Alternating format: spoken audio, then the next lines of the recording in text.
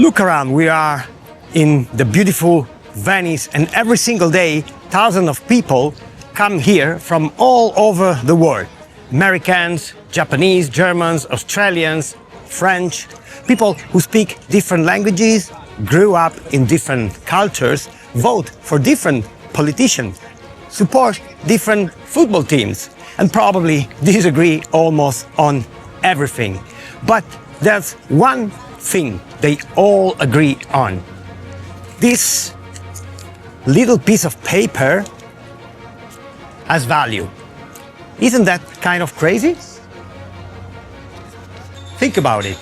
A complete stranger from the other side of the world can walk into a cafe, hands over that piece of paper, and another complete stranger accepts it without asking a single question. Why? Because the paper is special? No, because we all trust the story behind it. Money doesn't have value. Trust has value. The paper is just a costume. And once I realized that, I couldn't stop asking questions. If money is really just trust, who gets to create that trust? Who gets to control it? Who decides when there's more of it?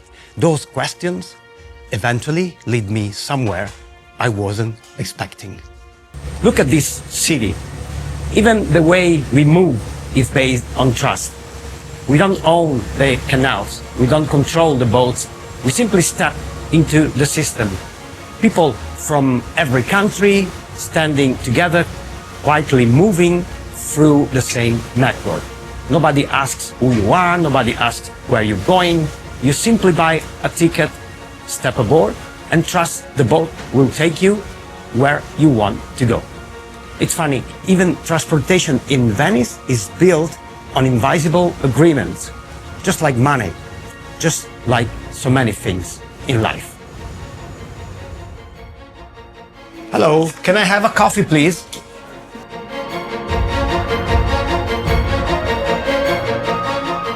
The guy behind the counter doesn't want this piece of paper. Oops, this is $1. This piece of paper. He wants what this piece of paper represents. He trusts that someone else will accept it later.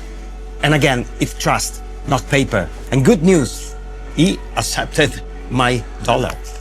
And I couldn't resist. You also have really good croissants with jam. So let's put some sugar in my blood.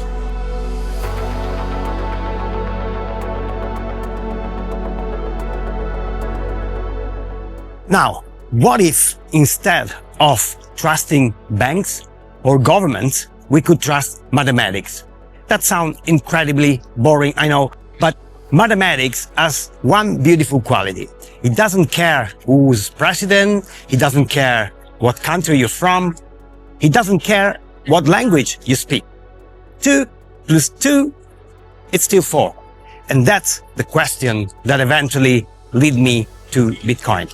Not as magic internet money, not as a get-rich-quick scheme, not as a religion, simply as a different answer to one very old question. How can complete strangers trust each other without needing a middleman?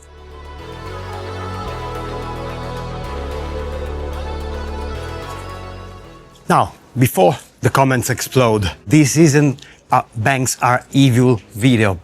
Although, if you watch this channel for a while, you probably know where I stand. Maybe we save that conversation for another day. Banks provide services that millions of people rely on. But I do find one thing, let's call it interesting. You deposit your money, they lend your money to someone else, they make money with your money.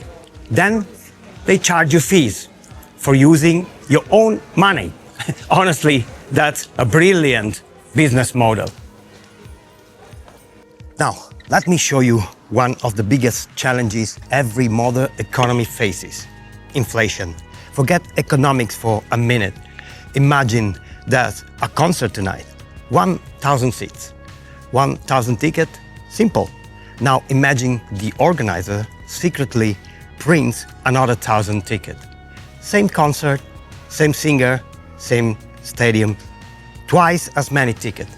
First of all, good luck finding somewhere to stand. But more importantly, what happens to the value of each ticket? It drops. And congratulations, you just understood inflation. The more you create something, the less valuable each individual unit tends to become. No mystery, no complicated economics, just common sense.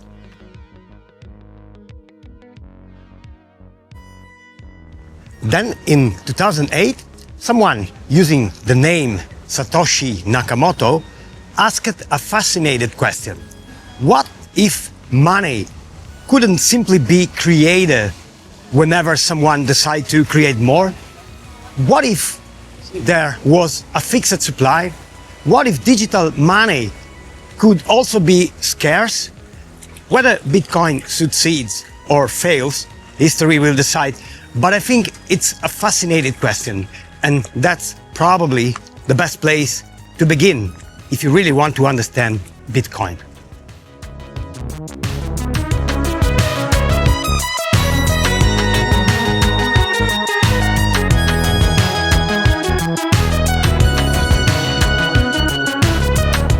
Maybe Bitcoin succeeds, maybe it doesn't. I honestly don't know. But history has taught me something. People laughed at the internet. People laughed at smartphones. People laughed at online banking. People laughed at electric cars, at AI. Being skeptical is healthy. Laughing at something before you understand it usually isn't.